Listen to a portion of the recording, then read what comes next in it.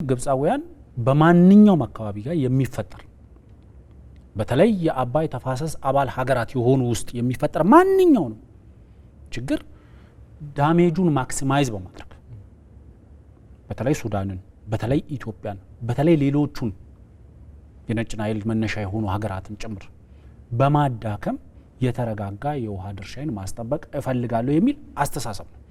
በተደጋጋሚ ለምሳሌ ሶማሌ የገቡበትን ኬዝ እናነሳለን። ማለት ቅድም ፕሮጀክቶች ስንዘረዝር ለምሳሌ የሶማሌ ኦጋዴን ኢሹን አንስተናል። የኤሪትሪያን ፕሮጀክት አለ። በዚህ በኩል ብትሄድ የቤኒሻንጉል ጋምቤላ አካባቢ ያላቸው ፕሮጀክት አለ። የአልፋሽካ ፕሮጀክት አለ። እነዚህን ሁሉ ፕሮጀክቶች ካፒታላይዝ እያደረጉ ፖለቲካሊ ሚሊተሪሊ ካፒታላይዝ እያደረጉ ነበር ሲያንቀሳቅሱት የነበረው። ወደ ሶማሊያ ስትመጣ ለምሳሌ ለ10 ምናምን ዓመታት አልሸባብ የሚፈነጭበት ቀጠና ነበር። ግብጽ አልነበረችም በዛ አካባቢ። ዝርም ብላ አታውቅም። ዝርም ብላለች ከተባለ በአስመራ እልፍኛ አስከልካይዋና ጥቅም አስጠባቂዋ በኩል የጦር መሳሪያ ለአልሸባቦች የምታቀብልበት ስልጠና ለአልሸባብ የምታቀብልበት። ምክንያቱም አልሸባብን የምትደግፈው ሶማሊያን ዲስታቢላይዝ እንዲያደርግ አይደለም። አልሸባብን የምትደግፈው አልሸባብ በቀጠናው ላይ መኖሩ የቀጠናውን ሀገራት ዲስታቢላይዝ ያደርግልኛል። ምክንያቱም የቀጠናው ሀገራት ድንበር ብቻ ሳይሆን ህዝብም ይጋራሉ፣ ታሪክም ይጋራሉ።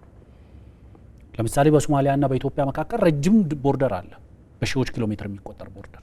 ይሄ ቦርደር ብቻ አይደለም ሁለቱን ሀገራት የሚያዋስናቸው። ሶማሊ የሚባል ህዝብ አለ፣ የራሱ ታሪክ፣ የራሱ እምነት፣ የራሱ ማንነት፣ ብዙ ታሪኮች አሉ። ይሄንን ሁሉ እንጋራለን። ኬንያ ይሄንን ህዝብ ትጋራለች። ጅቡቲ ይሄንን ህዝብ ትጋራለች። ሶማሊያ ውስጥ የሚፈጠር ማንኛውም ዲስታቢላይዚንግ ፎርስ በቀላሉ ወደ ኢትዮጵያ ዲፊውዝ የማድረግ አቅሙ ከፍተኛ ነው። በቀላሉ ወደ ኬንያ ዲፊውዝ የማድረግ አቅሙ ከፍተኛ ነው። በቀላሉ ወደ ጅቡቲ የመዛመት አቅሙ ከፍተኛ ነው። ስለዚህ ይሄንን ኃይል በቀጥታም ይሁን በተዘዋዋሪ ይደግፋሉ።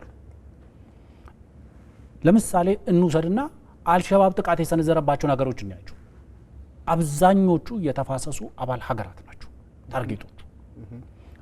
ይሄን ሁሉ ጊዜ ቆይታ አሁን በቅርቡ ነው አልሸባብ የሶማሊያ ስጋት መሆኑ አልሸባብ የቀጠናው ስጋት መሆኑ አሁን ገና በራልኝ አሁን ገና አየልኝ በሚል እንቅስቃሴ ያደረገችው አሁን ነው። ያንንም እንቅስቃሴ ስታደርግ በተለያየ ሚዲያዎች ላይ ሀሳባችን አቅርበን ነበር። ስንል የነበረው የግብጽ ወደዚህ ቀጠና መምጣት አልሸባብን ያጠናክረዋል፣ ሶማሊያን ሞር ዲስታቢላይዝ ያደርጋል። ስለዚህ ግብጽ ወደዚህ ቀጠና መምጣት የለባትም። አልሸባብ ተዳክሟል። የመዳከሙ ማሳያ አሁን ለምሳሌ ከዚህ በፊት የነበረው የዩኤን ሚሽኖች አሁን ወደ ስታቢላይዜሽን ኤንድ ሰፖርት ቲም ተሸጋግሯል። አሁን የተፈጠረውን ሰላም ስታቢላይዝ የማድረግና በሞቃዲሾ ቪላ ሶማሊያ ያለውን መንግስት ሰፖርት የማድረግ ሚሽን ላይ ደርሷል። በዚህ ደረጃ ላይ መጥቶ ለሶማሊያ መንግስት በቀጥታም ይሁን በተዘዋዋሪ የጦር መሳሪያ ድጋፍ ማድረግ አልሸባብን ከመደገፍ አይተናነስም ስንል ነበር። በሌሎችም አካባቢዎች ለምሳሌ የኢትዮጵያ ህዳሴ ግድብ መጠናቀቅን ተከትሎ በዙሪያ ኢትዮጵያ ባሉ በኢትዮጵያ በሱዳን በኩል ብትሄድ፣ በኤርትራ በኩል ብትሄድ፣ በሶማሊያ በኩል ብትሄድ፣ ወደ ኬንያም ስትሄድ በሁሉም አቅጣጫ ኢትዮጵያን የመክበብ ጫና ውስጥ የመክተት እንቅስቃሴ ሲያደርጉ ነበር። ስለዚህ የዚህ ሁሉ ማጠንጠኛው ከዚህ በፊትም ብለናል፣ ኢትዮጵያ ከባህር በሩ እንድትገፋ ወይም ደግሞ ከቀይ ባህር እንድትገፋ የተደረገውም ስለ አባይ ነው። ኤርትራ የምትባል ሀገር የተፈጠረችውም ስለ አባይ ነው። ምክንያቱም ሞር ኢትዮጵያን ከባህሩ ባሸሻት ቁጥር ኢትዮጵያ ሞር ኢኮኖሚካሊም ፖለቲካሊም ዲፔንደንት ሀገር ትሆናለች። ዲፔንደንት ሀገር በሆነች ቁጥር ደግሞ በተፈጥሮ ሀብቷ የመጠቀም አቅሟ አናሳ ይሆናል የሚል ፕሮጀክት አካል። ስለዚህ ዙሪያዋን በመክበብ የመረበሽ ጫና ውስጥ የመክተት አጣብቂኝ ውስጥ በመክተት የኢትዮጵያ መንግስት ስልጣኔን ከማጣ ህልውና ስጋት ስለተፈጠረብኝ የስልጣኔን ከማጣ ግብጾች የሚሉትን ኮሎኒያል ኢራ ትሪቲ ላጽድቅ፣ ወደ ስምምነት ልምጣ፣ የ29ና የ59ን ስምምነት ልቀበላቸው ወደሚል ደረጃ ለማውረድ ነው። ግን የኢትዮጵያ መንግስት ደግሞ ደጋግሞ ሲለው እንደነበረው የህዳሴ ግድብ ጉዳይ ብቻ ሳይሆን ኢንታየር የናይል ቤዚን ጉዳይ ሊፈታ የሚችለው በናይል ቤዚን ሀገራት ደረጃ እንጂ ምክንያቱም የአባይን ጉዳይ በተመለከተ ጅዳ የምትሄድበት ቀታር የምትሄድበት ወይም አውሮፓ ኦር አሜሪካ የምትሄድበት ምክንያት የለም። የአባይ ጉዳይን ወይም የናይል ጉዳይን መፍታት ከፈለክ የተፋሰሱ አባል ሀገራት ጋር ነው ቁጭ ብለህ ልትነጋገር የሚገባው።